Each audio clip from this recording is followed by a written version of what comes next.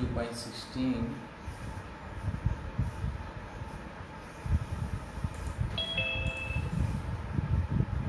न सतो विद्यते भावो न भावो विद्यते सता उभयोरपि दृष्टवन्तस्त्व अन्योस्तत्त्वदर्शिभिः. Those who are seers of the truth. So that's the topic now going to be seers of truth. So Krishna is saying those who are seers of the truth have concluded that of the non-existent, that is material body, there is no endurance, and of the eternal, the soul, there is no change. This they have concluded by studying the nature of both. Okay. Purport by Srila Prabhupada. Srila Prabhupada ki jai. So, this verse gives the vision of seers of truth. Okay, it is the beginning of instruction by the Lord to the living entities who are bewildered by influence of ignorance. Of the non-existent, Krishna is saying two things. One is material body, that is non-existent, there is no endurance. It will never be eternal. It will definitely get perished, finished. And second thing is the eternal, the soul, there is no change. It is aparvartiniya. It will be always same. There is no change for the soul.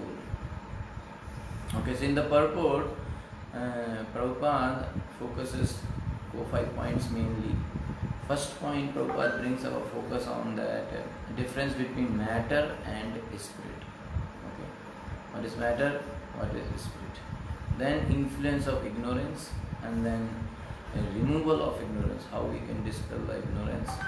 Okay, and then understanding the nature of the Supreme Personality of Godhead, Krishna. And then finally Prabhupada tells about the purpose of Bhagavad Gita. So that's the summary of this verse. Okay, so let's read the purport.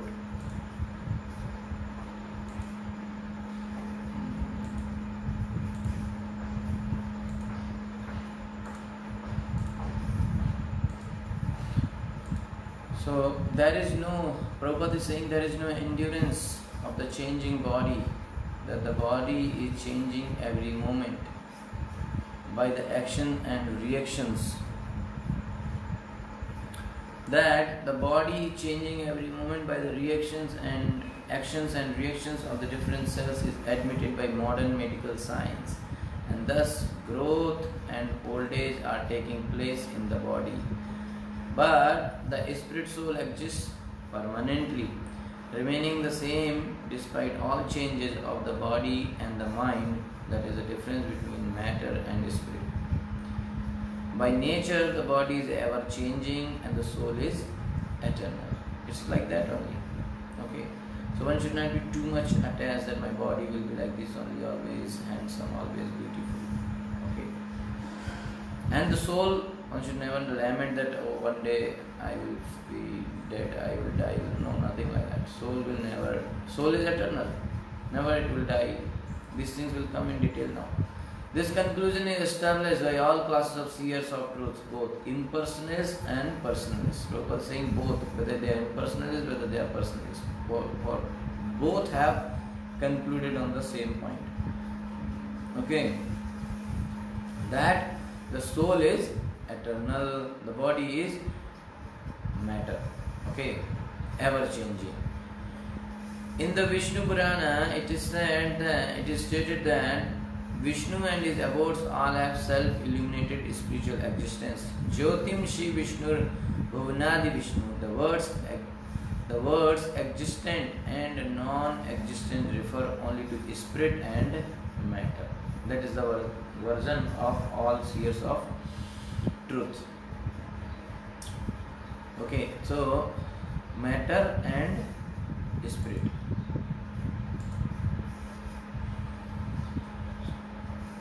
Body, now modern science also admits that the body is changing at every moment. Okay. every moment the body is made of small cells. So every moment the cells are dying and new cells are being generated. So even modern scientists admits that body is ever changing, always, and the spirit soul exists permanently despite of all the changes which body or mind may have. Body may change, but soul remains same. Yes. So whether there is no confusion about it, because both the parties, whether they are impersonalist, whether they are personalist, both the parties are accepting the same thing. Vishnu Purana, Prabhupada is giving a supporting reference from Vishnu Purana. Okay. Now further Prabhupada is saying that this is the beginning of the instruction by the Lord to the living entity who are bewildered by the influence of ignorance. So first instruction to dispel our ignorance is this given by Krishna. Removal of ignorance involves the re-establishment of the eternal relationship between the worshipper and the worshipable, and the consequent understanding of the difference between the part and parcel living entities and the Supreme Personality of Godhead.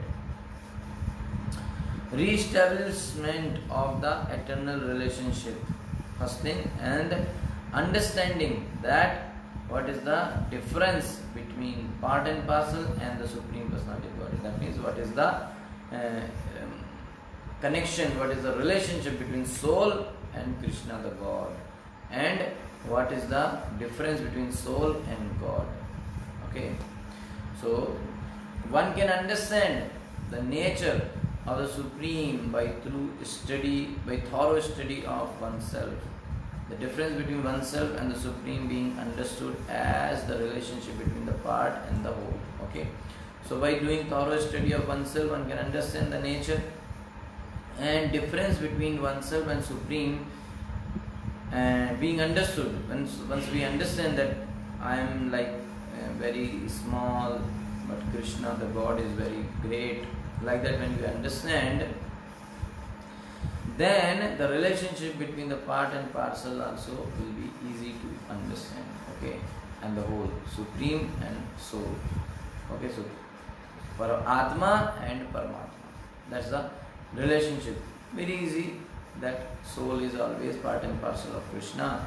And what is the duty then? The duty of part and parcel is to serve Krishna, serve the whole. So in the Vedanta Sutra as well as in the Srimad Bhagavatam, the Supreme has been accepted as the origin of all emanations. Such emanations are experienced by superior and inferior natural sequences. The living entities belong to the superior nature as it will be revealed in the 7th chapter.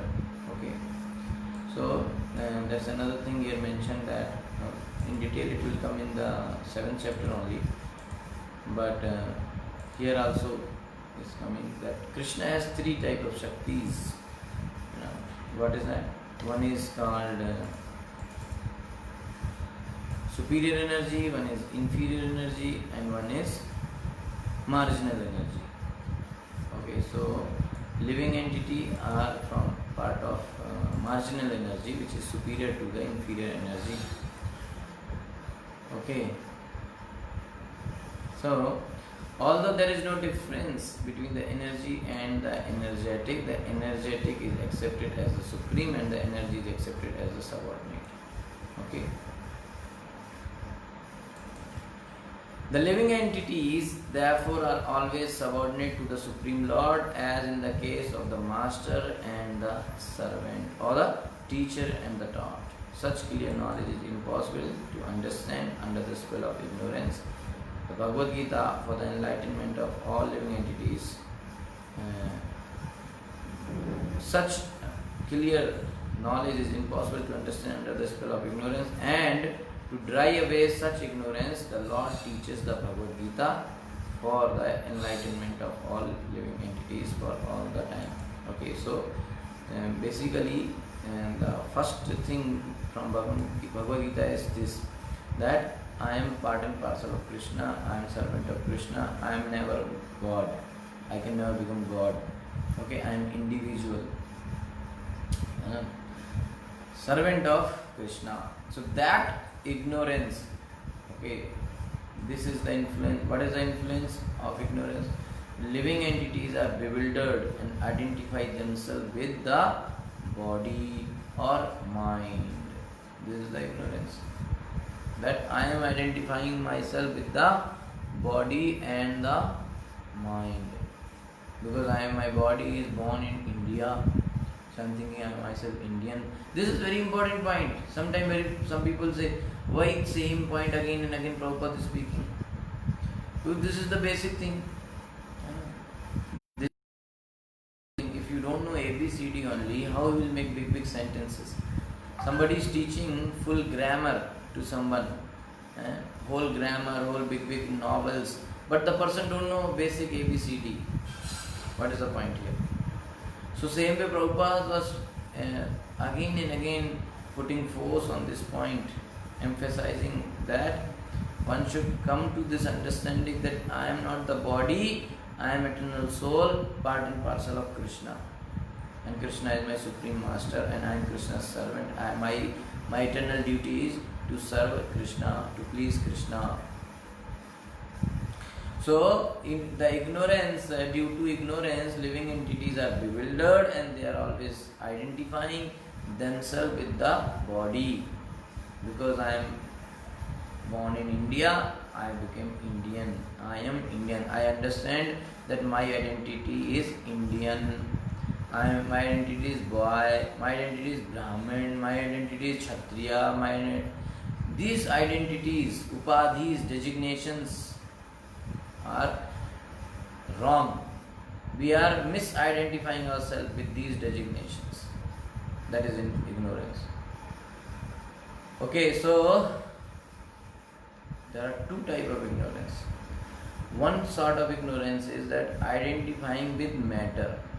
So many people identify themselves with matter, that means with body, and they always identify with body. Na, I am Hindi, I am North Indian, I am Indian. All these things are very common. We don't even understand this fault.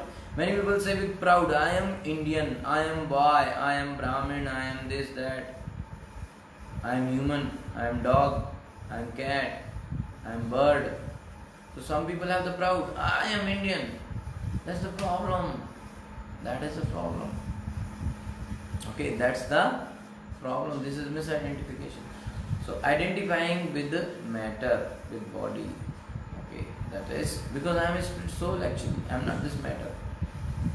If I am Indian and my age is 25, 30, so before 30 years back, where was I? I was not existing. I was existing. Soul is ever existing. Right? So how come, so what was my identity before that? Somebody, maybe American, maybe some animal, who knows? So then, what is my real identity?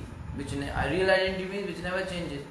So even though if I was in previous life, I was in animal body, then also I was